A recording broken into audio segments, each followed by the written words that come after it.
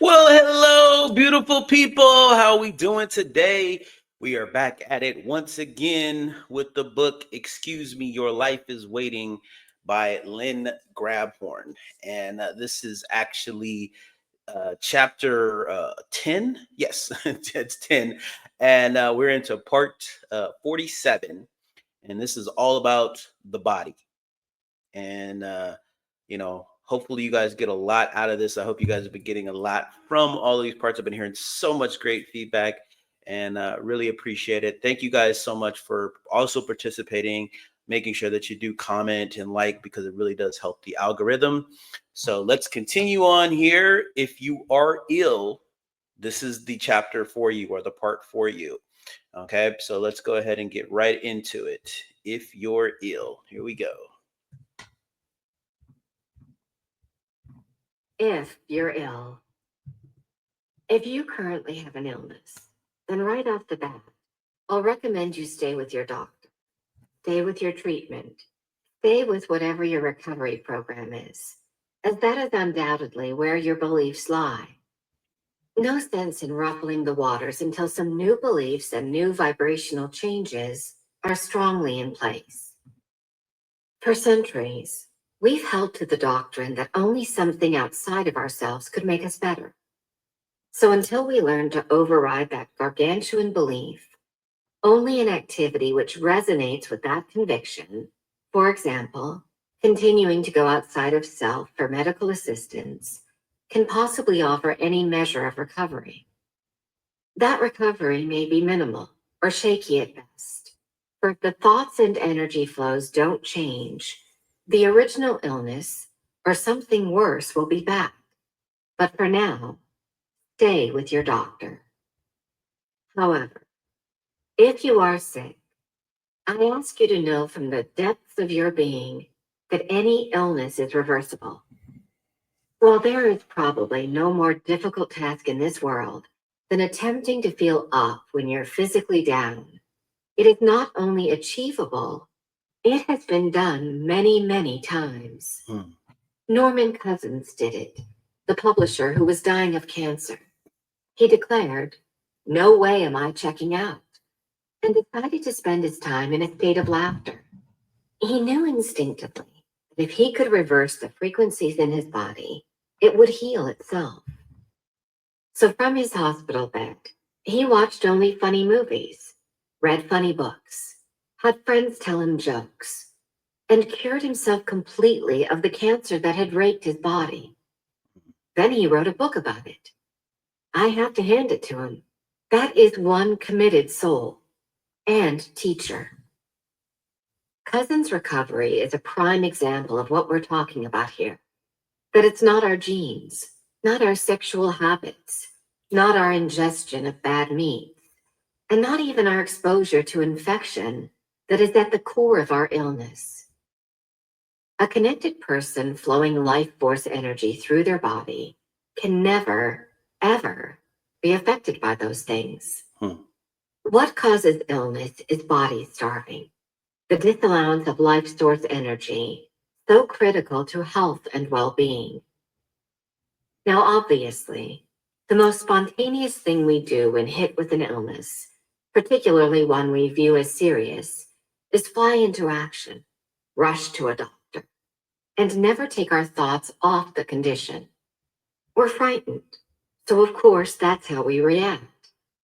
And yet, with our constant negative focus on the illness, we're cutting off the most important ingredient available to reverse the condition, the curative powers of our higher frequencies. Mild cooking, hefty cooking. No illness or accident happens overnight. Adversities take a while to cook, usually several years. While you're more down than up energy over the years is indeed the hard to swallow cause of what you may be looking at right now. That has not one thing in this world to do with what can be. If, for instance, you've been in a serious accident, it didn't happen all of a sudden out of nowhere.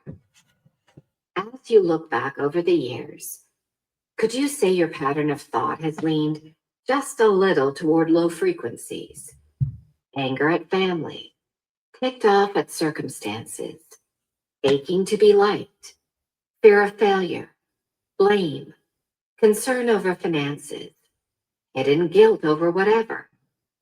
It would have to be so, or you would not have had the accident.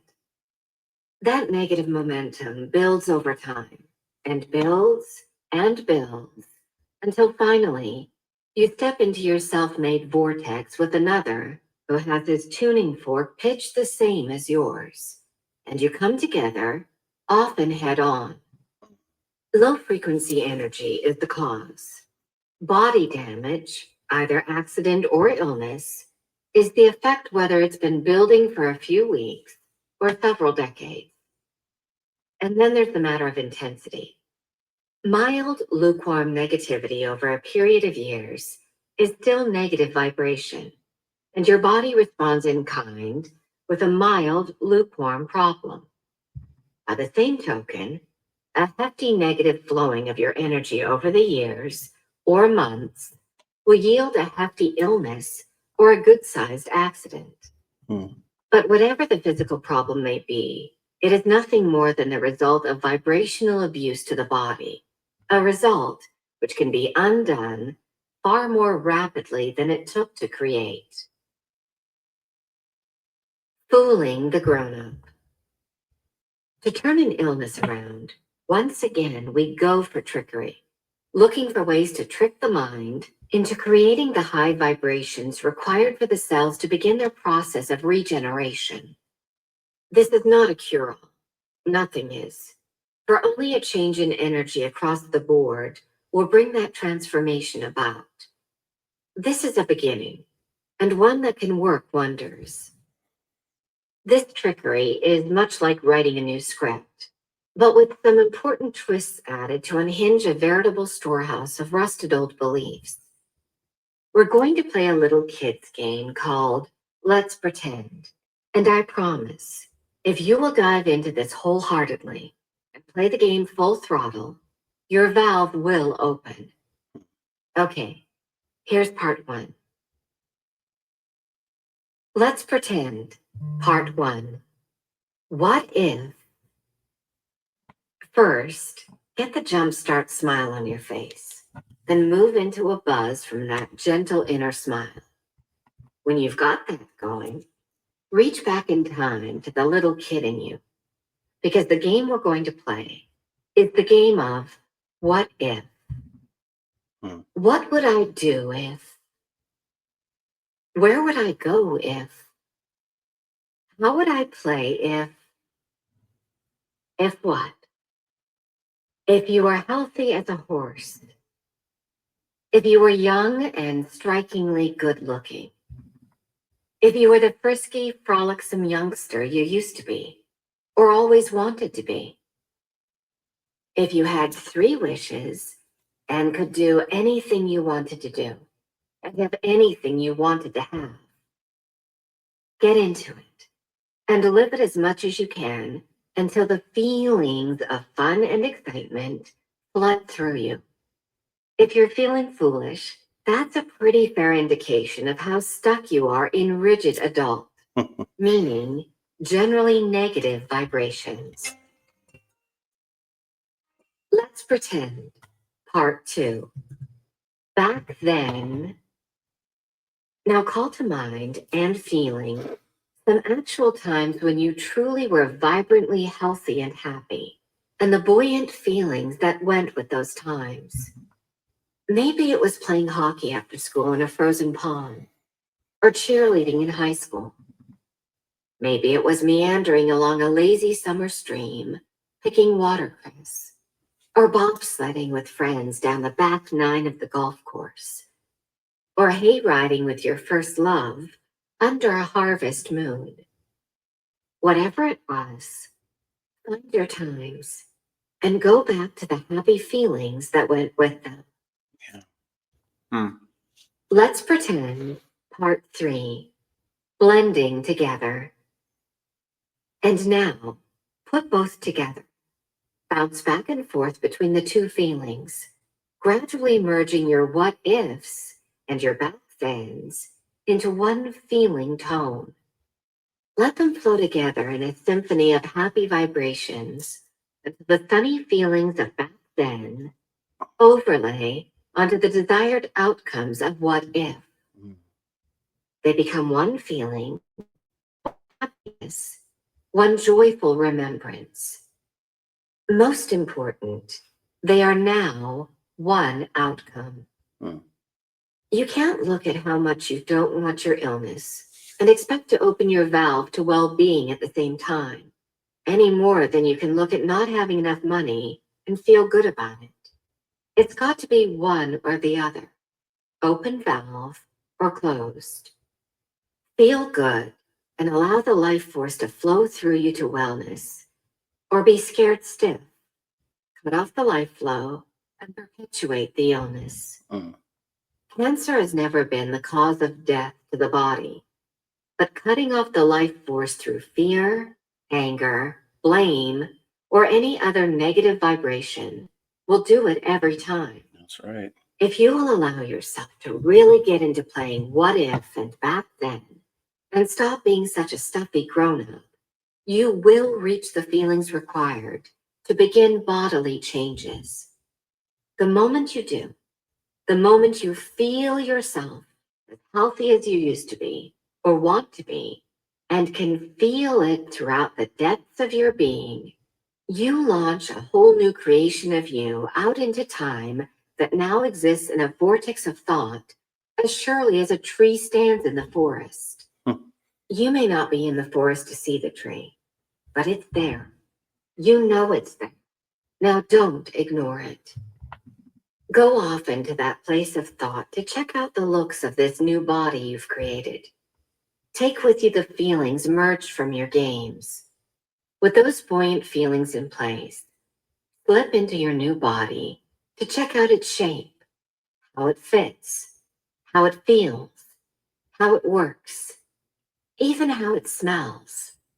Pretend, and feel. If you're in pain, wait for a time when the pain is lessened. Then step into the healing world of let's pretend. Go there as often as you can.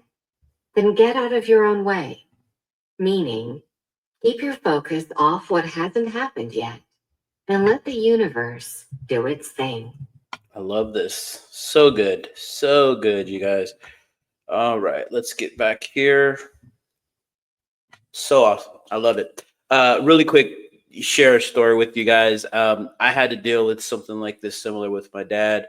It was a very scary situation because the doctors were telling him basically he had less than a year and a half to live. But understanding these techniques and just understanding and making sure my dad was in a place where he didn't want to go, he's still alive today. So I know this stuff works. If you're struggling with it and you're not sure, just just try it. Be curious about it. Be open. But what she's saying is there's all truth to it. And the more you continue to have that open valve, we don't want to take away from the pain, but understanding that you are above that pain or whatever you're going through, and you can overcome this. And you just have to have a belief and keep that valve open, and you will be able to get through this. So I hope you guys are enjoying this. Definitely, if you know somebody that is dealing with this, pass this part on to them, because it is so invaluable, and it makes things so much more a better understanding of what's actually going on with us, and how we can fix these problems, because we are creating our own reality. So comment down below. Let me know how you guys feel. I know this is a very controversial book and controversy in general, but a lot of great information I hope you guys are getting from this. And until next time, you guys make it a great day. Take care. Bye bye.